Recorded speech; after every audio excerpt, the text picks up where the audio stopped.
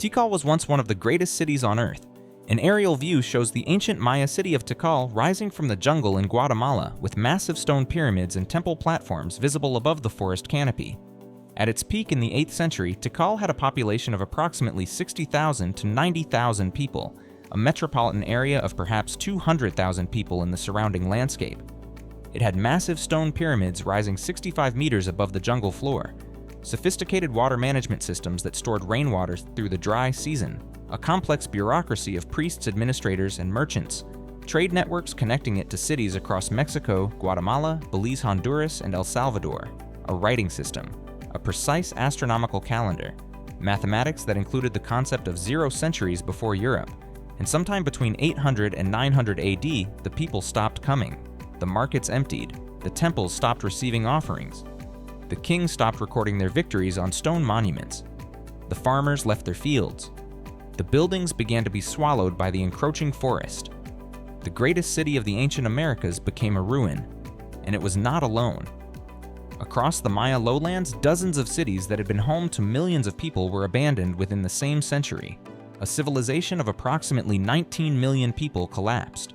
For decades, the answer seemed obvious: drought.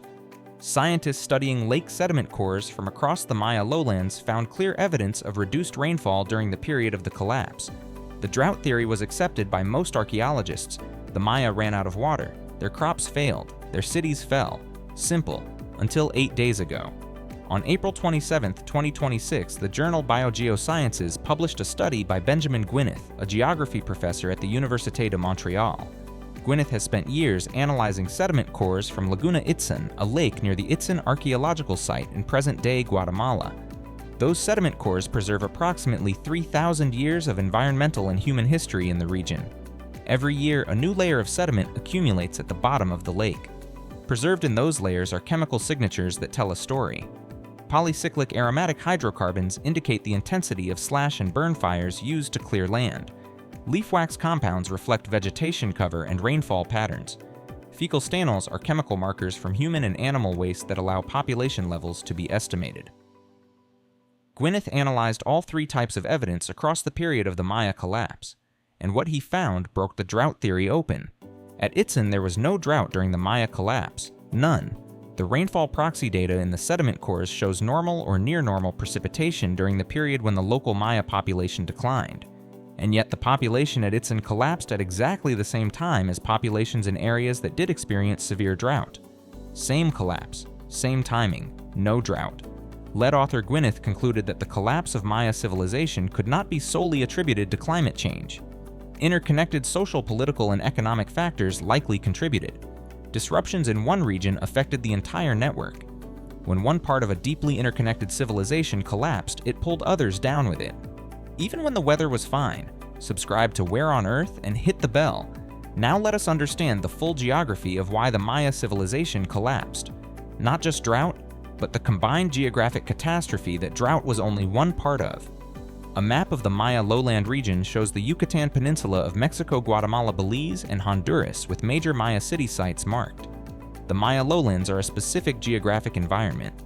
The Yucatan Peninsula is a vast flat limestone platform. It has no major rivers. The limestone bedrock absorbs rainfall quickly, leaving the surface dry. Freshwater access depended on cenotes, natural sinkholes in the limestone where underground water tables reached the surface. It also depended on the sophisticated reservoir systems that Maya engineers built to capture and store rainwater. This geography-flat limestone without rivers made the Maya civilization entirely dependent on rainfall, not just for crops, for drinking water, for everything. And the Maya built a civilization of 19 million people on this fragile, rainfall-dependent geography. At its peak, the Maya lowlands supported one of the highest rural population densities in the pre-industrial world. Feeding that population required an enormous amount of cleared agricultural land. And clearing agricultural land in the Maya lowlands meant cutting down the forest, all of it. At the end of the classic Maya period, around 950 AD, satellite reconstructed land cover models show that the Maya had removed nearly all of the native forest across the core lowland region. The dense tropical rainforest that had covered the Yucatan Peninsula was gone, replaced with agricultural fields. And this deforestation is where the geography of the Maya collapse begins to make full sense. Tropical forests do not just sit passively on the landscape, they actively regulate the local climate. Forests release water vapor through their leaves into the atmosphere. That moisture rises and forms clouds. The clouds produce rainfall. The rainfall soaks into the soil and is taken up by trees. The trees release it back into the atmosphere, a closed cycle of water generation. When the Maya cleared their forests, they did not just remove trees, they disrupted the water cycle that the forests maintained.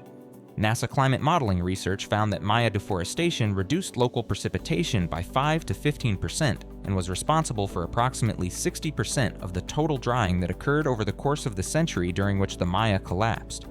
The Maya created their own drought, not intentionally, not from ignorance, but because they cleared so much forest to feed 19 million people that they destroyed the geographic mechanism that had generated their rainfall.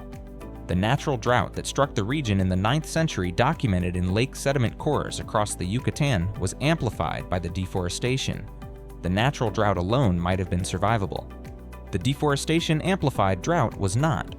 Now let us add the third geographic layer: soil exhaustion.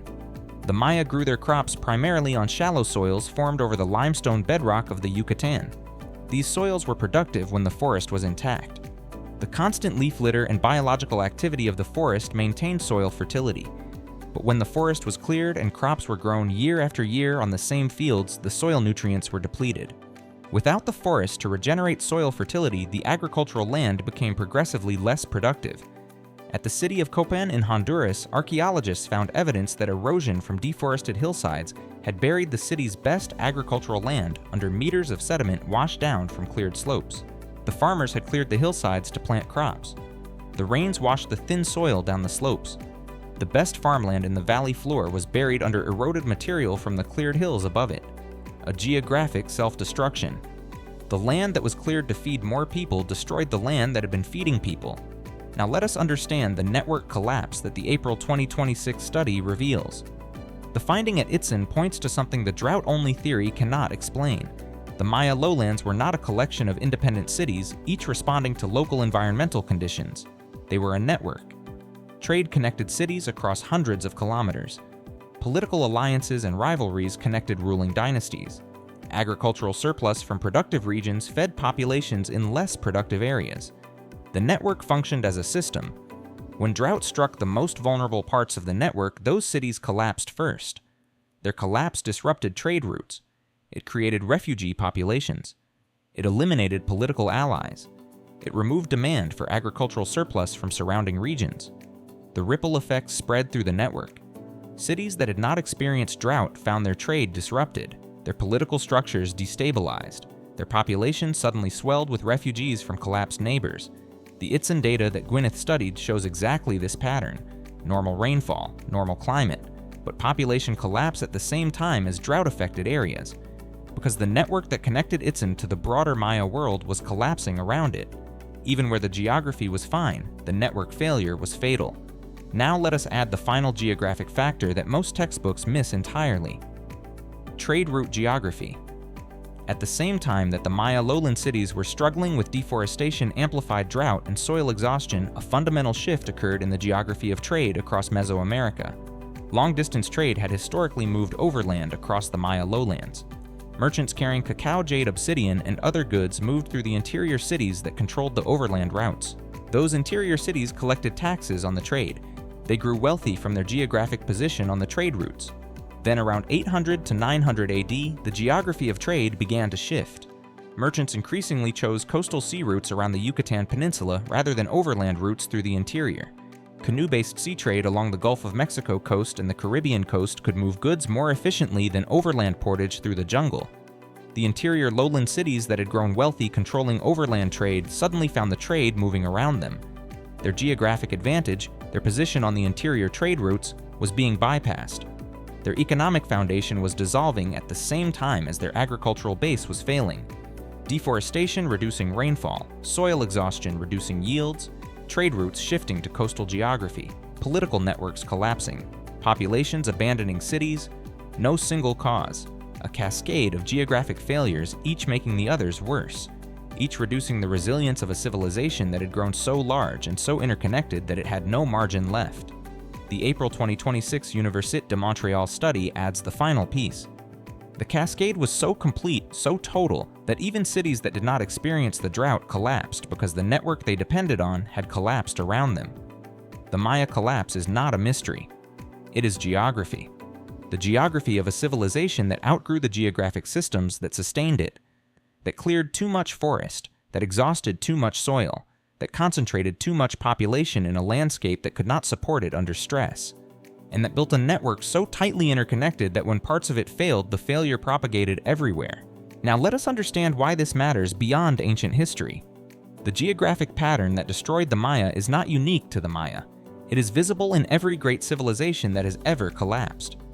The Bronze Age collapse of 1200 BC destroyed a dozen interconnected Eastern Mediterranean civilizations simultaneously. Not just one, all of them, because they were a network. The Roman Empire's agricultural land in North Africa was so exhausted by centuries of overfarming that it could no longer supply the food the empire needed. The Mesopotamian civilizations of ancient Iraq exhausted their soils through millennia of irrigation that deposited salt in the fields until they became unproductive.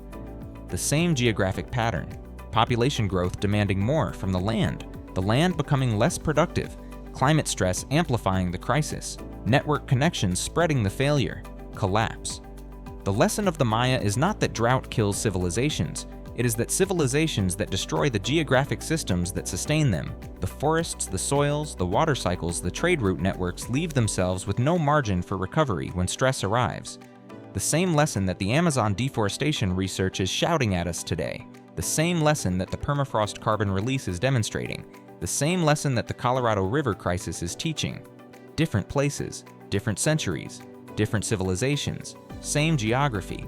Subscribe to Where on Earth for weekly geography that reveals the patterns that connect the ancient past to the urgent present. Hit the bell and drop your thoughts in the comments below. Because the world looks very different when you understand the geography that has collapsed civilizations before and the geography we are stressing right now.